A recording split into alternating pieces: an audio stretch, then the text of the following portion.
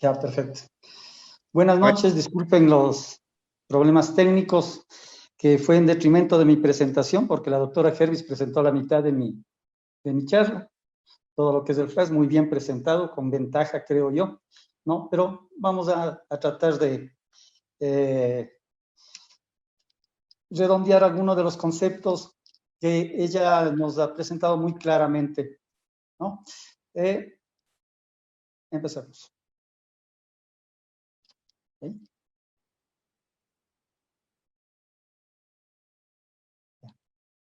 ¿Ahí se ve? Bien. En la década de los 70, cuando se empezó a desarrollar este sistema de densitometría ósea, este sistema de diagnóstico, la idea era detectar o identificar a individuos de masa ósea baja, pero el desarrollo ha ido más bien a identificar individuos con alto riesgo de fractura. Esa es la idea actualmente. Cuando nosotros revisamos cualquier publicación en cuanto a osteoporosis, normalmente en los datos epidemiológicos encuentran este tipo de frases o enunciados, que se espera 300.000 fracturas entre 250 millones de norteamericanos, ¿no? ¿Esto qué implica? Que la probabilidad al azar de escoger a una persona que va a sufrir una fractura en ese grupo poblacional en ese año es de 0.0012. Es decir, es de 12 en 10.000 habitantes. Por lo tanto, si nosotros daríamos un screening, tendríamos que hacer una densitometría a 10.000 habitantes para tratar de captar los 12 pacientes con fracturas osteoporóticas, lo cual, claro, sería el cielo para los densitometristas, pero es un desastre en salud pública.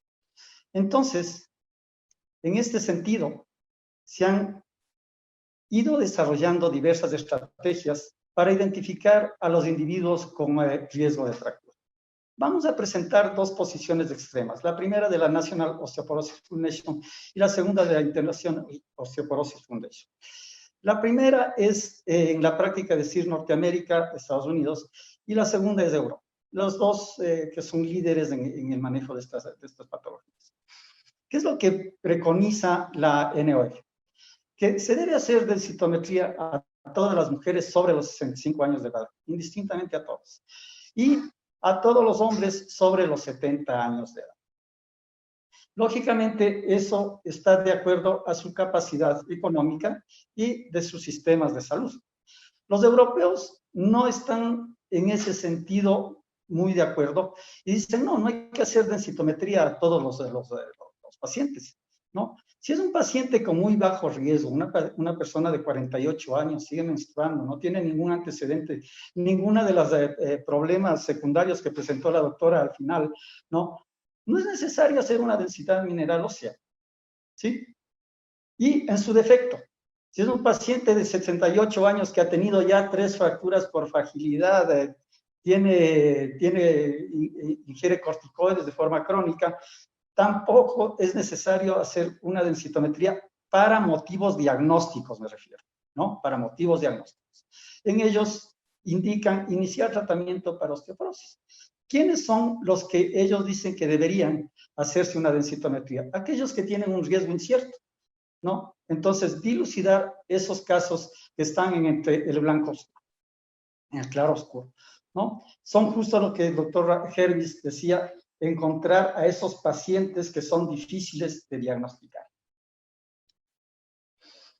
Tratando de congeniar estas dos posiciones, la Sociedad Internacional de Densitometría Clínica toma aspectos de las dos posiciones, ¿no? Por ejemplo, dice, ¿a quién hagamos densitometría? ¿A quién se debe hacer?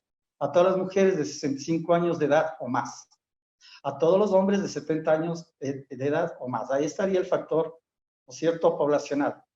A las mujeres posmenopáusicas menores de 65 años con otros factores de riesgo para osteoporosis. Es decir, el hecho de ser únicamente menopáusica no es una indicación, según la Sociedad Internacional de Densitometría Clínica, para hacer una densitometría, ¿no? Si presenta otro factor asociado, sí se recomienda hacer una densitometría. Ya se ha indicado adultos con fracturas por fragilidad. adultos con patologías asociadas a baja masa ósea o pérdida de masa ósea, todo lo que habló la doctora Hervis, adultos que toman medicamentos asociados con pérdida de masa ósea, fundamentalmente corticoides, ¿no? Y en este último consenso del 2019 se ha aumentado el bajo peso corporal, un IMC menos de 19. Eso es para fines diagnósticos. Sin embargo, hay también indicaciones para otros fines como de seguimiento, para decidir si se da terapia o no, fundamentalmente preconizados por los seguros médicos, ¿no? Muy bien, para ustedes es muy conocido los valores que se indican, los puntos de riesgo de la OMS, ¿no? Un T-score hasta menos 1.0 es normal, un T-score entre menos 1.0 a menos 2.4999 es osteopenia, o masa ósea baja, como le llaman ahora, y un T-score menor a menos 2.5 es osteoporosis. Sin embargo, como decía la doctora, estos son criterios útiles no para todas las regiones que normalmente se hacen densitometrías, ¿no? Estos son valores útiles y aplicables solamente para columna anteroposterior, ¿no? Columna lumbar anteroposterior, fémur, si se toma el valor promedio total o del cuello femoral, no otras regiones, no intertrocanteria, no triángulo de Wars, no diáfisis, ¿no es cierto? Solamente esas dos valores, de cuello y de fémur total, ¿sí? Y por último, radio. Ellos indican que se debería hacer densitometría en por lo menos 2 regiones siempre. Columna y fémur son las indicadas. Cuando no se puede hacer en una de las 2 regiones, por ejemplo, si dan valores falsos por una artrosis severa en columna que le dan falsos incrementos de la densidad mineral ósea, ahí se indica hacer el radio. Entonces, en ese caso, se indica que hagan fémur y radio, ¿no? Si hay prótesis en las 2 caderas, columna y radio. Pero siempre tratan de que sean en las 2 regiones, por lo menos. Entonces, tendríamos que regiones con valor clínico serían columna anteroposterior, de L1 a L4, ¿no? Fémur total o cuello femoral, y radio 33% distal, en el tercio distal, ninguna otra región del radio, no ultradistal, no 5 centímetros distal, 5 milímetros. Entonces, para hacer el diagnóstico tiene que ser en esas regiones y son valores válidos únicamente en personas mayores de 40 años de edad. Lógicamente, todo esto es el screening que estaríamos indicando. Cuando hablamos de screening, estamos hablando de screening o screening poblacional, hablamos de screening a población en riesgo, no como en alguna época se empezó a hacer a personas de 15 años, 16 años con equipos en los parques y todo lo demás. Entonces es claramente definido que son screenings poblacionales en edad de riesgo. Ya habíamos hablado sobre, cuando es solamente edad, 65 años de mujeres y 70 años en varones. Cuando nosotros hacemos una densitometría de fémur, observamos que tiene una baja sensibilidad, relativamente baja sensibilidad, 33.8% de sensibilidad y una alta especificidad. ¿Qué es lo que implica tener esta baja sensibilidad? Que un 66% de las fracturas podrían ocurrir en pacientes catalogados como de bajo riesgo, o sea, falsos negativos. Esas limitaciones se empezó a encontrar frecuentemente, ¿no? ¿Y qué es lo que implica esto? Que a los 50 años, solo un 5% de mujeres son definidas como osteoporosis, es decir, tienen un T-score de menos 2.5. Pero el 20% de las fracturas se producía entre los 50 y 60 años de edad. Estudios epidemiológicos hallaron que una alta proporción de fracturas tienen o se encuentran en una densidad mineral ósea en los intervalos denominados o definidos como osteopenia o baja masa ósea, e incluso con valores de densidad mineral ósea normal. Este es el ya clásico estudio NORA, donde nosotros podemos ver que muchas de las fracturas se presentan en valores definidos como osteopenia, ¿no?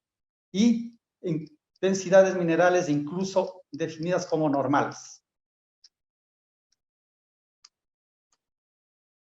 ¿Por qué pasaba esto? ¿Por qué sucedía esto? Porque en los informes de densitometría, en los densitométricos, se utilizaba como único criterio el riesgo relativo, independientemente de la edad, independientemente de otros factores de riesgo. Al inicio del desarrollo de este método diagnóstico, incluso se decía que tiene igual riesgo de fractura el que tiene menos 2.7 T, si tiene 60 años o si tiene 48 años. En la práctica, estas aseveraciones han ido cayendo en desuso, porque obviamente nosotros encontramos que a una misma densidad mineral ósea, a un mismo valor de densidad mineral ósea, el riesgo de fractura se incrementa con el incremento de la edad. Entonces, a un valor de menos 2.75, como este caso, el valor o el riesgo de fractura de esta persona de 80 años es mucho mayor que esta persona de 50 años. Por lo tanto, la edad es un factor independiente de riesgo de fractura. Igualmente, ya desde hace más de 2 décadas hay evidencias de que la inclusión de los factores de riesgo clínicos mejoraban la capacidad de predicción del riesgo de fractura. Aquí vemos, por ejemplo, una población de pacientes divididas en perfiles, ¿no es cierto? Y aquí el número de comorbilidades, ¿no? O de factores de riesgo asociados. Vemos que a la misma valor de densidad mineral ósea se incrementa conforme aumentan los factores de riesgo asociados. Entonces la pregunta es, ¿por qué seguir usando como único basamento para decidir o no tratamiento un valor T, ¿no?, de menos 2.5? ¿Y por qué no se hacía antes? Porque encontrar estos factores de riesgo no era muy fácil, ¿no? Claro, ahora ya los tenemos más o menos definidos, pero en este transcurso, esos factores de riesgo dieron mucho trabajo en valorarlos, en darlos su peso específico, ¿no? Primero porque debían ser validados en múltiples poblaciones, debían ser ajustados por edad, sexo, tipo de fractura. Deben ser fácilmente identificables y evaluables por médicos de atención primaria. La contribución al riesgo debe ser factible de manipularse o revertirse por el tratamiento, si no, no había sentido. Y la característica de ser un factor de riesgo debe ser fácilmente intuible por el prestador de salud.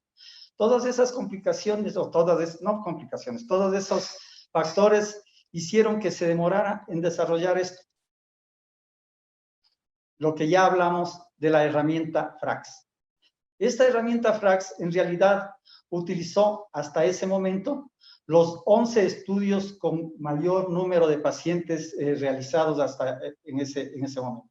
En realidad, reanalizaron una población superior a 1 millón de pacientes al año. Cuando analizaron esto, ustedes pueden ver que hay FRAX sin DMO y FRAX con DMO. FRAX sin DMO es cuando utilizan, en vez de densidad mineral ósea, ¿no?, el factor del IMC, el valor de índice de masa corporal. Y con DMO, el valor de densidad mineral ósea femoral. En estos estudios, ¿qué es lo que encontraron? Que se repetían estos factores como que siempre estaban presentes en los riesgos elevados de fractura.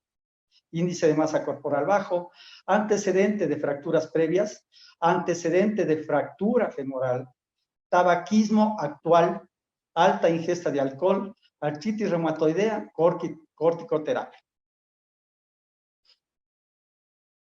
Cuando nosotros dejamos de utilizar únicamente la densidad mineral ósea y usamos con edad, con otros factores de riesgo, vamos a lograr identificar aquellos pacientes con con riesgo bajo, riesgo intermedio y los de riesgo alto, para decidir en quiénes intervenir o a cuáles dar tratamiento y sus diferentes combinaciones. Aquí está el ejemplo de cómo era el enfoque diagnóstico anterior, ¿no?, cuando usábamos solamente el T-score. Un paciente con T-score de fémur de menos 2.5, si es de 50 años o de 70 años, se le definía como el mismo riesgo de fractura, ¿no? Pero este paciente tendría, en ese sentido, un riesgo relativo de 17.6 el de 50 años y 17.6 el de 70 años, porque la fórmula es facilita, se multiplica el gradiente de riesgo, es decir, ¿a qué es el gradiente de riesgo? El aumento de riesgo de fracturarse del fémur por cada disminución de un desvío estándar de la densidad mineral ósea. En los diversos estudios se encontró que cada vez que disminuye un desvío estándar de densidad mineral ósea en ese fémur, el gradiente se incrementaba en 2.6 veces, ¿no? Y algunos estudios indicaban hasta 3, pero la norma es 2.6. Este gradiente que es, se le utiliza para los cálculos, se eleva a la potencia de ¿qué? Del valor obtenido en el paciente. Entonces, 2.6, si este paciente tiene un T-score de 2.5, eleva 2.6 a 2.5, le va a dar 17.6. Ese es el riesgo de fractura de ese paciente. Como ustedes pueden ver, con este tipo de cálculo, lógicamente, tiene el mismo riesgo de fractura una persona de 50 años que una persona de 70 años. Cuando usted integra los otros factores de riesgo, ¿no? La edad, factores de riesgo asociados, y se desarrolla un criterio de probabilidad de fractura a 10 años, ¿no? Con estos cálculos se hicieron tablas para medir la probabilidad de fractura a 10 años. Usted sí va a ver que hay a pesar de tener el mismo T-score, el de 50 años tiene un factor de riesgo de 1.7 versus 11.7 el de 70 años. Entonces, cambia radicalmente el diagnóstico de esos pacientes. Este pasó a riesgo moderado, este a riesgo alto, este a riesgo bajo y este a riesgo moderado. Ese es el FRAX. Esta es la primera tabla que sacaron de FRAX, donde podemos ver, ¿no es cierto?, la puntuación T, o el T-score, y aquí el número de factores de riesgo clínicos asociados. Y cuando usted cruza en los diferentes grupos etarios, 50, 55, 60, cruza con los valores de T-score y cruza con los factores clínicos de riesgo, va a encontrar los diferentes riesgos de fractura. ¿Qué factores son los que se incluyen en el FRAC? Principalmente la edad, sexo, peso, el peso bajo, talla, densidad mineral ósea de fémur, ¿no? La menor, sea de cuello femoral o de fémur total. Antecedentes de fractura por fragilidad en la edad adulta, por fragilidad. Incluye la fractura vertebral radiográfica.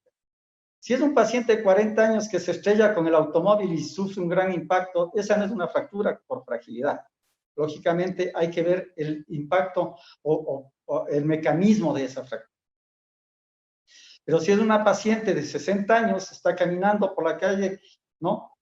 Cae, se tropieza, cae y se fractura fémur, esa sí puede ser considerada una fractura, a pesar de que también hay un trauma, una fractura por fragilidad. ¿Qué otros más? Antecedentes de fractura de la cadera en alguno de los progenitores. Tabaquismo activo, antecedentes de ingesta de glucocorticoides durante más de 3 meses, en una dosis mayor a 5 miligramos día o superior, antecedentes de artritis reumatoidea, antecedentes de osteoporosis secundaria, ¿no? Todos los que mencionó la doctora, ingesta de 3 o más unidades de alcohol al día. ¿Qué nos permite el FRAX?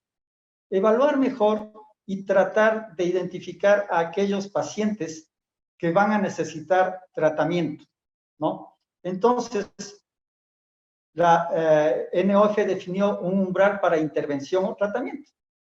¿En cuáles pacientes? En aquellos que tienen un riesgo mayor al 3% en la cadera o que tienen mayor al 20% de cualquier fractura mayor. Ahora, hay que tomar en cuenta que estos umbrales varían según los países y sus condiciones. Y esta es una prueba más que patente. Desde el 70 todo el mundo nos dedicamos, incluyendo nosotros acá en el país, a realizar curvas de densidad mineral ósea de normalidad y compararlas con las obtenidas en otros pacientes, en otros países, en otros continentes, y ¿qué se encontraba? Que no había mayor diferencia, ¿no? En los valores de contenido mineral óseo o densidad mineral ósea. Aquí están representados, por ejemplo, los valores de una población caucásica en Estados Unidos, ¿no? Y la población japonesa. Y ustedes van a ver que si bien es cierto, hay una cierta disparidad, pero más o menos las curvas se superponen. Pero cuando analizamos el riesgo de fractura, en cambio, ¿no? A 10 años, observamos que las caucásicas están en el grupo de riesgo alto de fractura versus las japonesas, a pesar de que en cuanto a densidad mineral ósea tienen valores similares. Y aquí, en este estudio, ¿no? El único país latinoamericano que tenía valores referenciales fue Chile. Entonces, nosotros podríamos adosarnos a este grupo de países. Es decir, a pesar de tener iguales valores de densidad mineral ósea, los riesgos de fractura varían en las diferentes poblaciones. Por eso es lo que el FRAX se aplica por países. Nosotros sí tenemos valores de FRAX para nuestra población. Ahora, ya esto indicaba la doctora, ¿no? Pero no es preciso calcular FRAX en casos con indicación clara de tratamiento, indican algunos investigadores. La población por debajo del umbral de diagnóstico de osteoporosis, cuando está sobre la edad de riesgo, de score de menos 2.5, representa una población de alto riesgo de fractura. Osteoporosis por glucocorticoides o presencia de varias fracturas osteoporóticas típicas en las vértebras. En las vértebras de la cadera tampoco es mandatorio el FRAX, o sea, eso ya es una indicación de tratamiento. El FRAX es útil cuando, lo que preguntaba el doctor Hervis, ¿a quién tratamos? Es útil cuando se plantea el dilema de decidir tratamiento entre los 50 y 60 años de edad. Por eso es que se ve en ocasiones pacientes adultos jóvenes con masa ósea baja, pero con un riesgo bajo de fractura con el FRAX, que reciben ya tratamiento años para osteoporosis. En contraposición, la mayoría de los pacientes que ingresan a los hospitales con fractura de cadera no han sido evaluados con FRAX por IMC o densitometría, ¿no? Por lo tanto, indican que un objetivo sería, que un gran impacto sería el cálculo sistemático del riesgo de fractura a todos los pacientes mayores de 60 a 65 años. Estas son algunas de las observaciones que ya hizo la doctora Hervis al FRAX, ¿no? Que en adultos jóvenes el riesgo calculado pertenece a personas de 40 años. No pondera factores clínicos de riesgo en cuanto a modulación, solo son sí o no. Por ejemplo, no dice tuvo fracturas o no tuvo fracturas, pero todos sabemos que el hecho de tener 2 fracturas o 3 fracturas vertebrales es un factor de riesgo mucho mayor para seguir sufriendo fracturas que una sola fractura vertebral. Igual, dosis de corticoides, ¿es solo recibe o no recibe? A eso se refiere, por ejemplo, la tabla que presentó la doctora para hacer las correcciones necesarias. Tampoco mide el sitio de fractura. El FRAX no toma en cuenta otros factores de riesgo de fractura independientes de la densidad mineral ósea, como el riesgo de caídas, ¿no? Marcadores de recambio óseo que han sido probados que son riesgos independientes para fracturarse. La probabilidad de todas las fracturas osteoporóticas no se han considerado las minorías étnicas. Al utilizar el T-score del cuello femoral en pacientes con T-score no congruente con la columna lumbar, el FRAX puede subestimar la probabilidad de fractura. Porque nosotros sí encontramos frecuentemente fémur normal con columnas con un valor T de menos 2.8, 3, ¿no? No siempre son valores congruentes. Y de acuerdo al FRAX, ellos tendrían valores normales. Hay herramientas para aproximar o tratar de extrapolar estos valores en columna para modificar los valores de FRAX. Con cierto éxito, no. Para concluir, la densidad mineral ósea medida por densitometría es el método de elección para identificar a los pacientes con baja densidad mineral ósea y riesgo aumentado de fractura. No hace diagnóstico etiológico, solo detecta densidad mineral ósea baja. Como cualquier prueba diagnóstica, no puede desligarse del juicio y criterio clínico para su interpretación. La densidad mineral ósea tiene menor variabilidad interpoblacional que el riesgo absoluto de fractura, es decir, la gráfica que les presenté. Se ha pasado de evaluar el riesgo relativo de fractura con un mejor concepto para la práctica clínica de riesgo absoluto de fractura, que es en la práctica lo que hace el FRAX. Herramientas como el FRAX sin densidad mineral ósea ayudan a identificar a pacientes en riesgo de fractura, especialmente para los prestadores primarios de salud, en zonas rurales, por ejemplo, ¿no? FRAX con densidad mineral ósea o sin densidad mineral ósea debe ser aplicado acorde al medio en el que se desenvuelve el prestador de salud. Hasta ahí, resumido, lo que puedo indicarles al momento sobre densitometría ósea.